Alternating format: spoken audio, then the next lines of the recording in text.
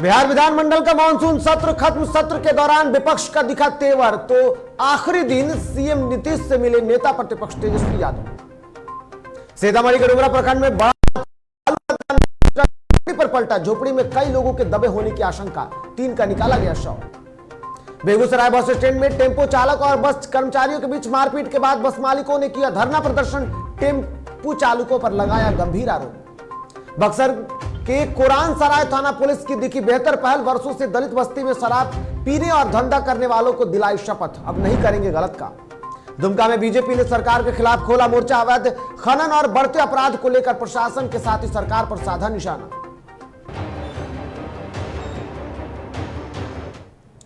नमस्कार, आप देख रहे हैं डीटीवी भारत और मैं हूं आपके साथ निर्भय किशोर। तो आइए खबरों की शुरुआत करते हैं और सबसे पहले बात बिहार विधानमंडल के मॉनसून सत्र के आखिरी दिन की। दरअसल बिहार विधान परिषद के 198वें सत्र का समापन हो गया है। इसके साथ ही अनिश्चितकाल के लिए परिषद को स्थगित कर दिया गया है, जिसके बाद परिषद के सभापति अवधेश नारायण सिंह ने परिषद की कार्यवाही को लेकर के महत्वपूर्ण जानकारी दी।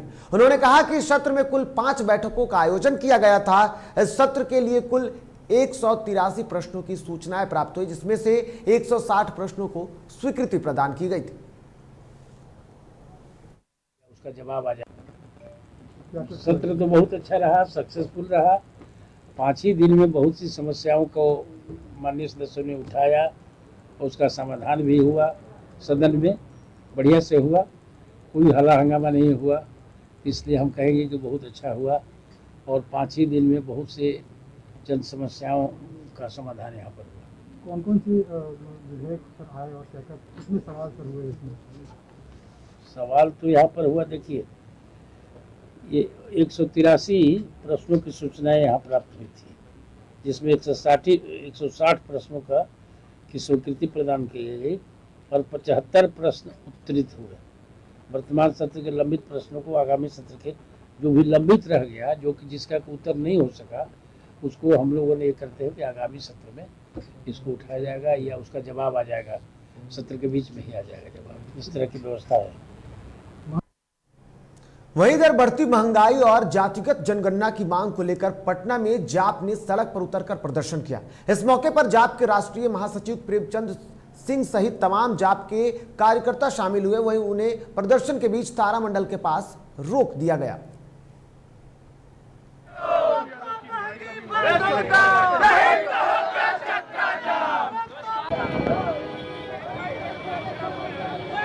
जातीय जनगणना, बढ़ती महंगाई, मेयर की हत्या हो जाती है और सरकार हाथ पर हाथ रख के बैठी हुई है।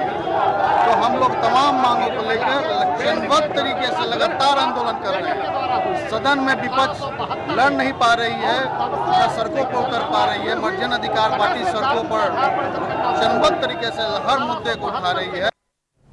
इधर कटिहार में मेयर हत्याकांड पर सियासत गर्मा गई है। विपक्ष लगातार सरकार पर हमला बोल रहा है। इसी कड़ी में बिहार के उप मुख्यमंत्री तारकिशोर प्रसाद ने बयान देते हुए कहा कि जिस तरीके से मेयर की मौत हुई उसमें काफी मैं आहत हूं और मैंने अधिकारियों को आदेश भी दे दिया है कि जल्द से जल्द मुजरिम को पकड़ा जाए।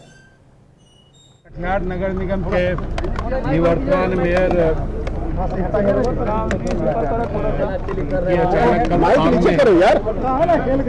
की हत्या हुई है, यह काफी दुखद है और हम काफी उससे मर्माहत हैं, क्योंकि उन्होंने स्वर्गीय शिवराज पासवान जी ने बहुत ही अल्प काल में ही काफी मेहनत से काम किया था और एक क्षेत्र में भी उनकी भूमिका रही है। मैंने स्पष्ट तौर पर स्थानीय पुलिस प्रशासन को कहा है कि अपराधी को चिन्हित करके उसको तुरंत गिरफ्तारी हो। और वहीं इस पूरे मामले को लेकर कटिहार में गुरुवार को जो देर शाम मेयर शिवराज पासवान की हत्या हुई थी, उसको लेकर अब शुक्रवार को पूर्णिया प्रमंडल के आईजी सुरेश चौधरी ने कटिहार नगर थाना क्षेत्र के ड्राइवर टोली इलाके से जुड़ी घटना स्थल के साथ साथ महापौर के घर की भी जाकर वहां पीड़ित परिवार से मिला और उनसे उन्होंने मामले को जल्द उद्भेदन करने का भी आश्वासन दिया है। इस दौरान आईजी ने अपने बयान में कहा कि महापौर के भाई के आवेदन पर कार्रवाई की जा रही है। तो जैसा कि आप लोग जान ही रहे हैं कि शिवराज पासवान जी का मर्डर हो गया यहाँ पे, तो जैसा उनका कहना है उनके छोटे भाई साहब का, कि प्राथमिकी दर्ज हुई 11 आदमी के ऊपर नेम्ड FIR हुआ है, जिसमें 4 अभियुक्त पकड़े गए और भी अभियुक्त शाम तक पकड़े जाएंगे। और 4 अभियुक्त जो पकड़ाएंगे उनके बयान से और भी तथ्य उभर के सामने आ रहा है, तो फर्दर कार्रवाई करेंगे हम लोग। और फिलहाल तो यही है कि आप लोग के माध्यम से हम कटिहार जनता को अनुरोध करेंगे कि शांति बनाए रखें, लेकिन अब जो भी कार्रवाई होगी प्रॉपर कार्रवाई होगी। हालांकि इधर कटिहार में हुए इस हत्याकांड के बाद अब सियासत तेज हो गई है। एक तरफ जहां नेता प्रतिपक्ष तेजस्वी यादव ने, तो दूसरी तरफ कई सत्तासीन पार्टियों ने भी इस पूरे मामले को लेकर के सवाल खड़े कर दिए हैं। और ऐसे में इस पूरे स्थितियों के बाद सुशासन सरकार पर बड़ा गंभीर आरोप भी लगा है। ये रिपोर्ट देखिए।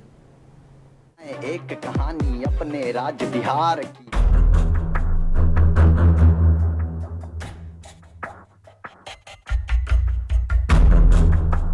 दो 2015 में पीले पोस्टरों पर लिखे इन नारों में दावा था कि बिहार में बहार है और नीतीश कुमार।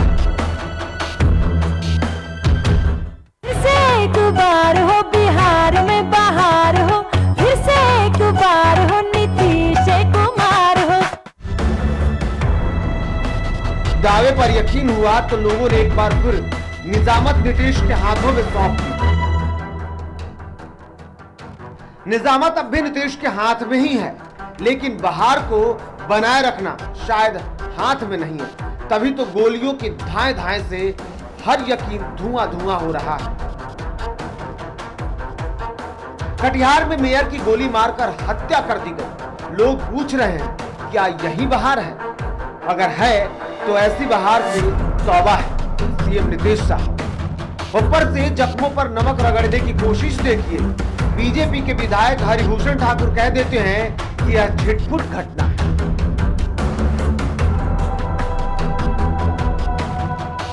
जिधर है ना कटिहार में दिन दहाड़े मेयर की हत्या हुई है। कानून व्यवस्था बहुत मजबूत है और आपस के रंजिश के तहत कुछ छिटपुट घटना होती है और आपस के रंजिश के तहत कुछ छिटपुट घटना होती है।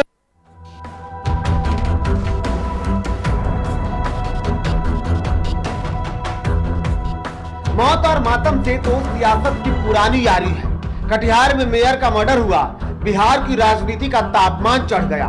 सरकार पर पहले से नजरें टेढ़ी किए विपक्ष और आक्रामक हो गया। नेता प्रतिपक्ष तेजस्वी यादव ने अपने चिर परिचित अंदाज में बिहार के सुशासन दावे पर सवाल उठाए और पूरे मामले की उच्च स्तरीय जांच की मांग की। तो दूसरी तरफ माले विधायक महबूब आलम ने भी इस घटना पर गुस्से में नजर आए।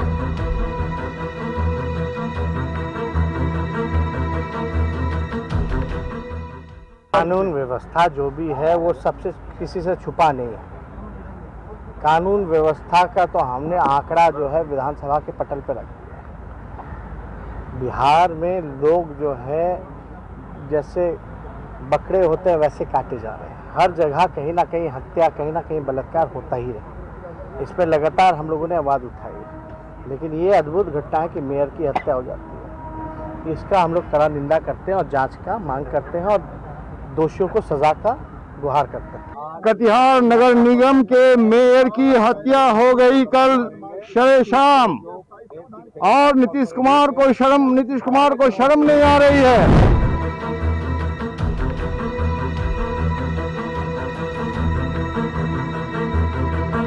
बहरहाल जहां किसी शहर में मेयर की हत्या सत्ताधारी पार्टी के विधायक के लिए छिटपुट घटना हो, वहां यह मान ही लिया जाना चाहिए कि सुशासन एक्सपायरी डेट की मियाद खत्म हो चुकी है। ऐसी तस्वीर ही बिहार की तकदीर है। गलती से भी 2015 के पीले पोस्टरों वाला बहार बिहार में मत ढूंढिएगा, नहीं मिलेगा जनाब। यह गोलियों की धाए धाए वाला बिहार है। हाँ, सवाल बस यही है कि क्या ये पीले पोस्टरों वाले नीतीश कुमार के ही बिहार है? क्या सच में बिहार में बहार है?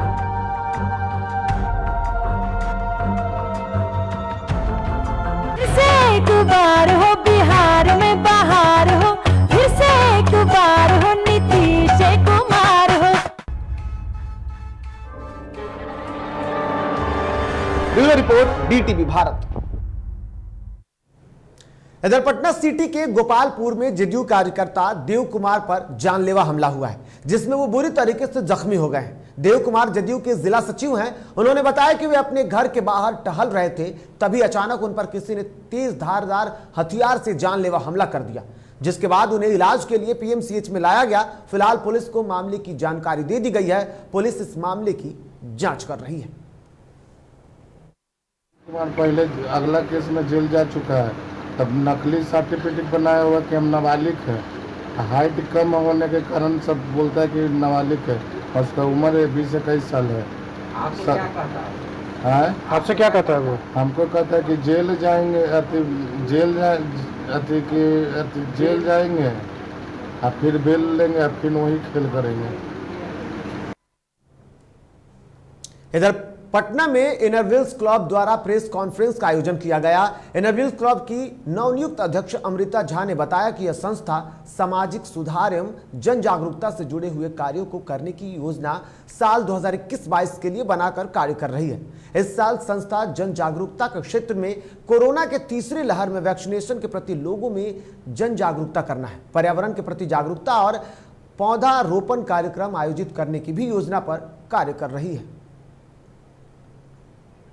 सबसे बड़ा उद्देश्य है स्त्री शक्ति पे काम करना। हम वैसी महिला जो गांव में काफ़ी हुनर वाली हैं लेकिन कोई अच्छा काम कर नहीं पा रही हैं, हम उनके लिए बहुत बड़ा प्लानिंग किए हैं। उसमें 50 महिला का भी हम लोग ग्रुप बनाए हैं, जिसमें छोटे छोटे काम सब कर रहे हैं।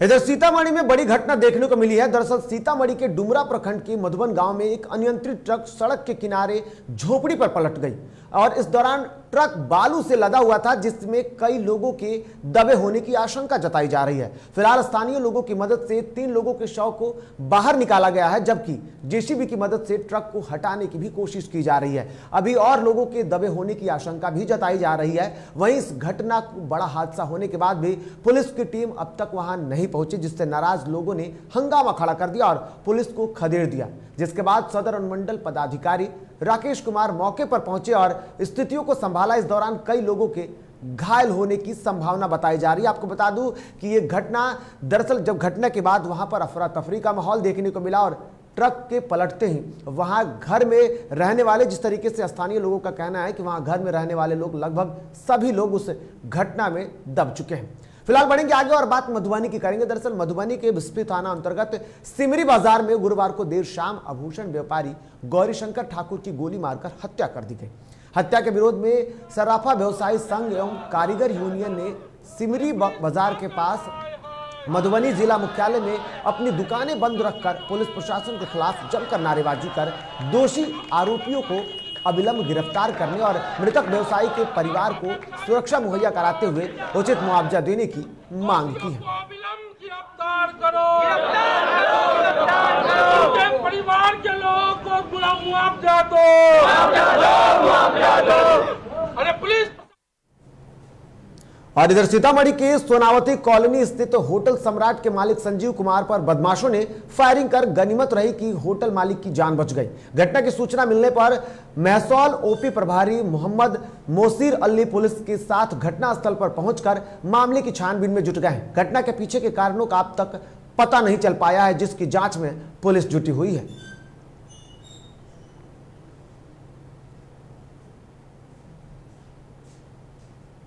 दुकान के यही अख्तर जी के दुकान के पास अपना गाड़ी रुकवाया एक लड़का और मेला रोड वाला ज़मीन के बारे में बात करने लगा। फिर पूछे उससे कि तुम्हारा परिचय क्या है, तो पीछे से एक लड़का गोली अपना मारा, तो गोली शायद खींच कर गया, हमको लगा नहीं। उसके बाद बाइक यहीं पर गिरा, हम भागे उधर। पहचान रहे हो लड़के लोग को? जो रोका है उसको चेहरा से पहचान क्या कुछ हल्का यहाँ तक। इधर बेगूसराय में बस स्टैंड में टेम्पो चालकों द्वारा अवैध पार्किंग करने और बस कर्मचारियों के साथ मारपीट करने के खिलाफ बस मालिकों ने जिला परिवहन कार्यालय पर धरना दे दिया है। बस वाहन संघ के बैनर तले दर्जनों बस मालिकों ने डीटीओ ऑफिस पर धरना देकर टेम्पो चालकों की मनमानी की शिकायत की है। बस मालिकों का आरोप है कि नाजायज तरीके से टेम्पो चालक बस स्टैंड के पास अवैध पार्किंग करते हैं और जब इसकी शिकायत बस कर्मचारियों के द्वारा की जाती है तो स्थानीय बदमाशों की मिलीभगत से उनके साथ मारपीट मारपीट भी करते हैं और उल्टे झूठा मुकदमा में फंसा भी दिया जाता है। बस मालिकों ने अपनी मांगों को लेकर परिवहन ऑफिस के बाहर 1 दिवसीय धरना किया और यदि मांगे उनकी पूरी नहीं हुई तो वो बस नहीं चलाएंगे, ऐसा उन्होंने कहा है। जुड़े हुए व्यक्ति हैं और हमारे बस स्टैंड में अवैध पार्किंग होता है, अवैध वसूली होता है और हमारे गाड़ी के आगे आगे अवैध परिचालन होता है, जिसके विरोध में हम कई बार प्रशासन से गुहार लगाया कि हमको इनसे मुक्ति दिलाया जाए, लेकिन प्रशासन हमारी नहीं सुनी। आज जो मैं धरना दे रहा हूं, उसका भी मैं कई आवेदन डीएम साहब को, एसपी साहब को, जिला परिवहन पदाधिकारी को और हम अनुमंडल पदाधिकारी महोदय को हमने आगाह कर दिया। और यह वक्त तो चला एक छोटे से ब्रेक का। ब्रेक के बाद आएंगे तो आपको बताएंगे कि बक्सर में किस तरीके से पुलिस की बेहतर पहल दिखी है।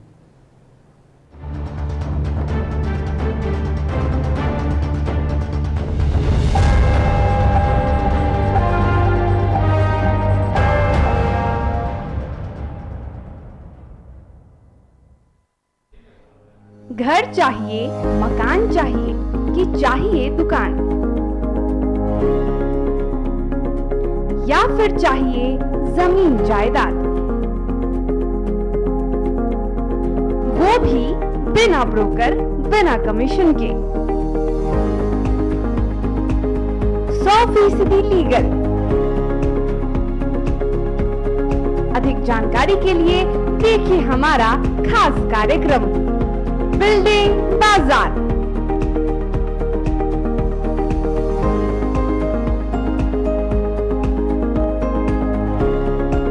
Finance expert engineer Madan Gupta के साथ सिर्फ DTV भारत पर, शनिवार और रविवार रात 8:30 बजे।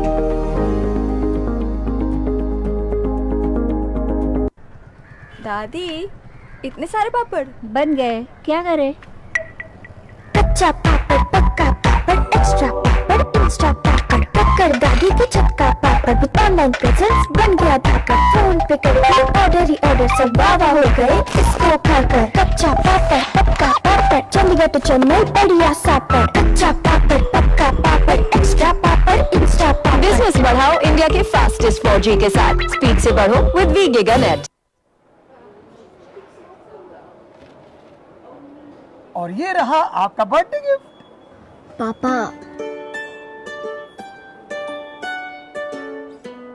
बेटा ये कैसे है?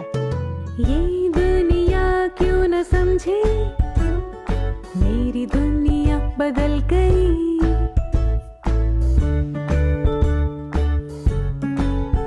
और ये देखो पीहू,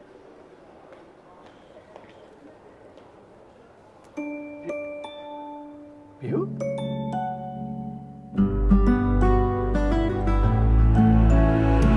गुड़ियों से खेलने वाली तेरी गुड़िया बड़ी हुई। बच्चे कब बड़े हो जाते हैं पता ही नहीं चलता। थोड़ा बड़प्पन दिखाइए। रहो सेफ सैनिटरी पैड से खुद को स्वस्थ और सुरक्षित रखने में इनका साथ निभाइए। सर छुट्टी चाहिए थी। क्यों? गांव के सारे घर कच्चे थे, बाढ़ में ढह गए। मेरा भी। Good morning sir.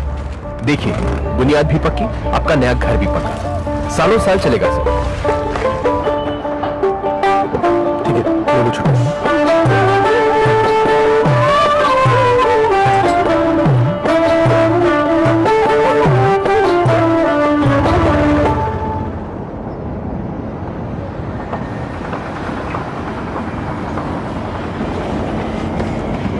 लो, हो गया घर पक्का। छुट्टी कैंसिल।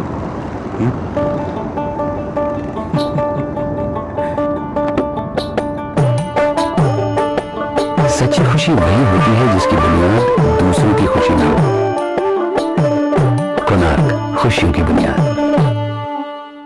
अबे गुड्डू ठीक से लगाओ बे, रिश्तेदार आएंगे तो उनको लगना चाहिए ना कि इस घर में हमारे चंदा का कितना मान सम्मान है और आज हम और हमारा परिवार कितना खुश है। हाँ हम तो आपको बताने ही भूल गए, हमारी चंदा इतने सालों बाद गाभन हुई है। और पहले जो दो खाए ना तो स्वस्थ और तंदुरुस्त कैसे रहेगी? भला हो मधुसूदन गोल्ड पशु आहार का, जिसके देने से हमारी चंदा गाभन हुई और उसको एक रिष्ट पुष्ट बच्चा हुआ। अगर आप भी अपने पशुओं से करते हैं प्यार तो उन्हें दीजिए सिर्फ और सिर्फ मधुसूदन गोल्ड पशु आहार। भाग खुलेंगे।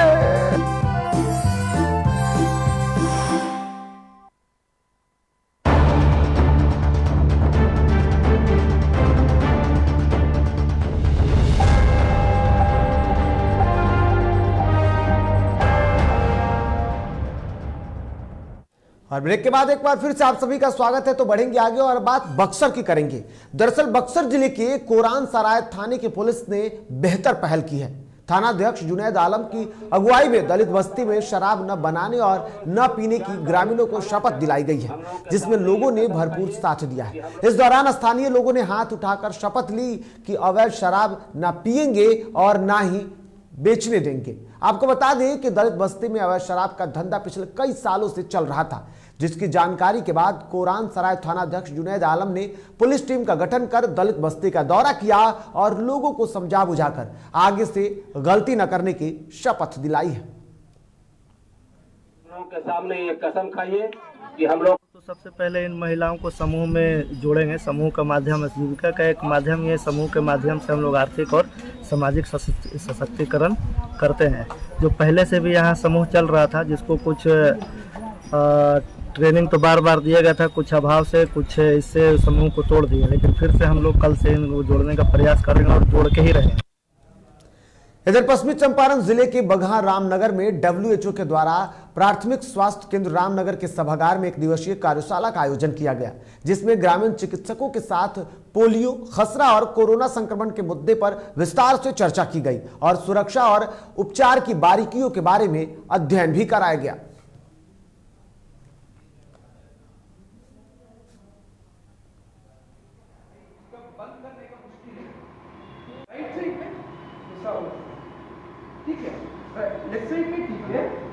और दाना है, हमको रिपोर्ट करना पड़ेगा। उसके बाद कोविड टीका का है।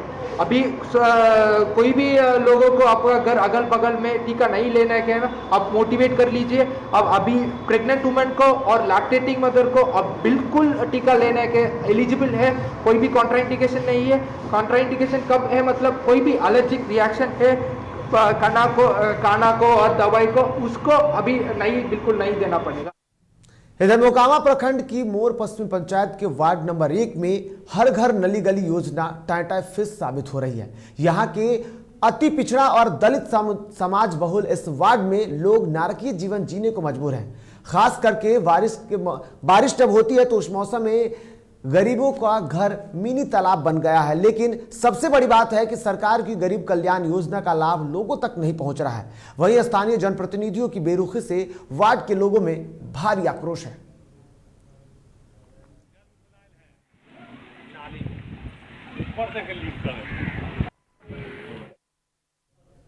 अब खबरें झारखंड की। इधर झारखंड के दुमका जिले में हो रहे अवैध खनन और बढ़ते अपराध को लेकर बीजेपी ने दुमका के फूलो झानो चौक पर 5 दिवसीय आंदोलन शुरू किया है। इस दौरान झारखंड सरकार के पूर्व समाज कल्याण मंत्री डॉक्टर लुइस मरांडी ने दुमका उपायुक्त रविशंकर शुक्ला के साथ जिला प्रशासन पर सवाल उठाते हुए स्थानीय विधायक बसंत सोरेन पर भी निशाना साधा है। उन्होंने कहा कि सरकार के साथ ही प्रशासन अवैध खनन में भरपूर सहयोग कर रही है, जिसका नतीजा है कि वहां पर आज ये स्थिति बनी हुई है।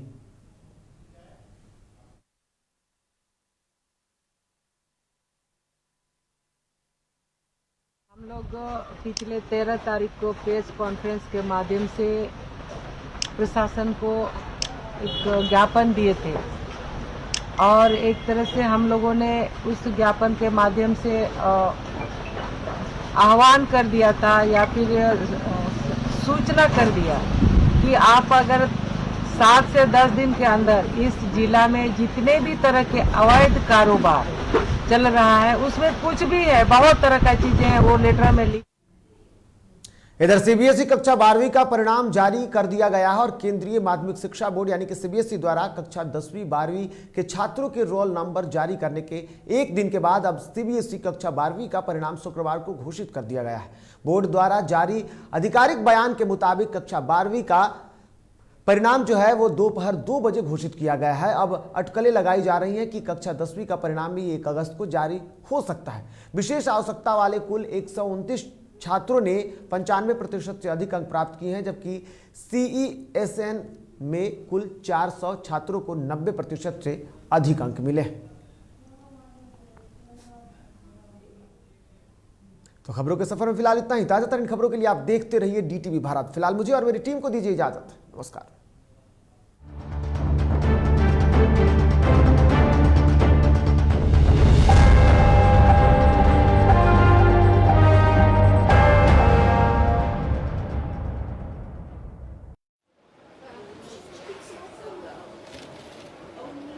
और ये रहा आपका बर्थडे गिफ्ट। पापा, बेटा ये कैसा है? ये दुनिया क्यों न समझे, मेरी दुनिया बदल गई।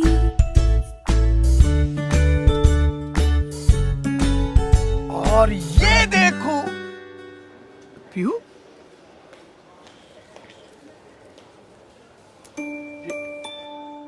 पीहू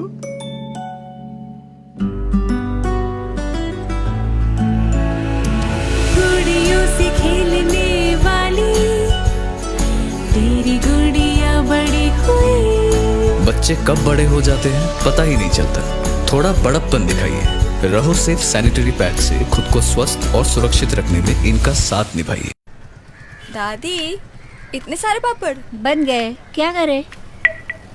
कच्चा पापड़, पक्का पापड़, एक्स्ट्रा पापड़, इंस्टा पापड़, कक्कर दादी के छत का पापड़ विद ऑनलाइन प्रेजेंस बन गया धाकड़। फोन पे करके ऑर्डर ही ऑर्डर सब वाह हो गए इसको खाकर। कच्चा पापड़, पक्का पापड़, चंडीगढ़ to चेन्नई बढ़िया सापड़। कच्चा पापड़